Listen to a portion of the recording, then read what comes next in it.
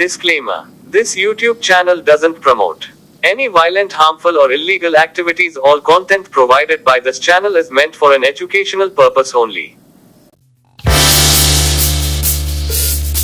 এই অংশটি নিবেদন করছেন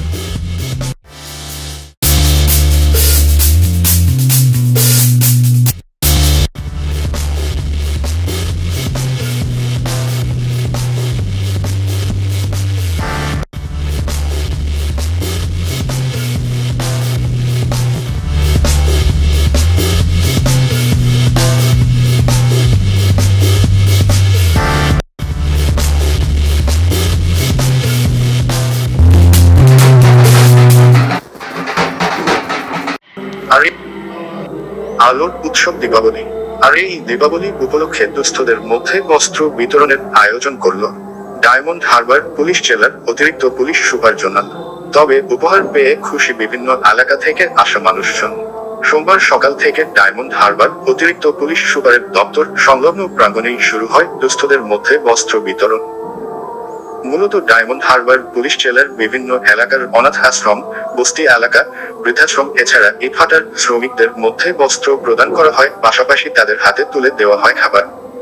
জানা গেছে প্রায় 1000 মানুষজনকে নতুন বছর প্রদান করা হয়েছে। এ বিষয়ে ডায়মন্ড হারবার পুলিশ জেলার অতিরিক্ত পুলিশ সুপার মিথুন কুমার দে বলেন,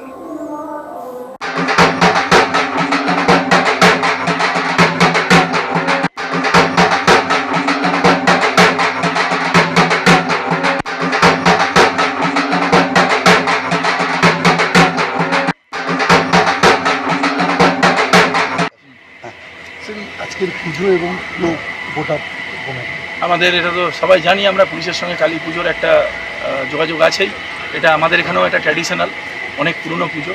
তো তার যে ধর্মীয় দিকটা আছে সেটা আমরা নিষ্ঠা করে করার সাথে সাথে আমাদের যেটা চেষ্টা থাকে সমস্ত উৎসবের মতো এটা তো আবার একটা দীপাবলি, আলোর উৎসব।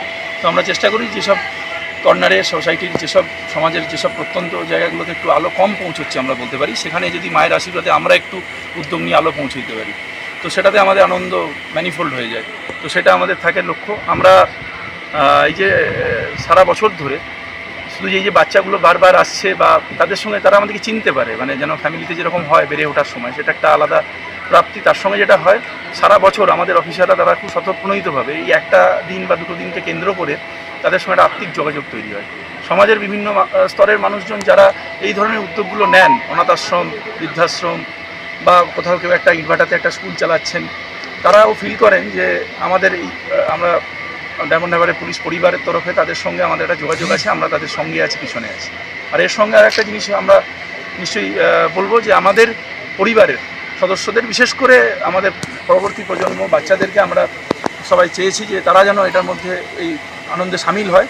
কালী পুজোর যে আতশবাজি বা প্যান্ডেলের থিম ইত্যাদি গ্র্যান্ডারের বাইরে এই অন্যের মুখে হাসি ফোটানো, তার সেটার যে আনন্দ সেটা যদি তারা টেস্ট করে তাহলে তাদের যে একটা তো বাড়তি কষ্ট আছেই। আমরা জানি যে এখন বোধহয় আমাদের পেশাটাই একমাত্র যেটা যাদের যাদের মেয়েদেরকে নিয়ে বা যাদের ছেলেদেরকে নিয়ে ছড়া, কাউন্টার ছড়া ইত্যাদি হয় আর কি।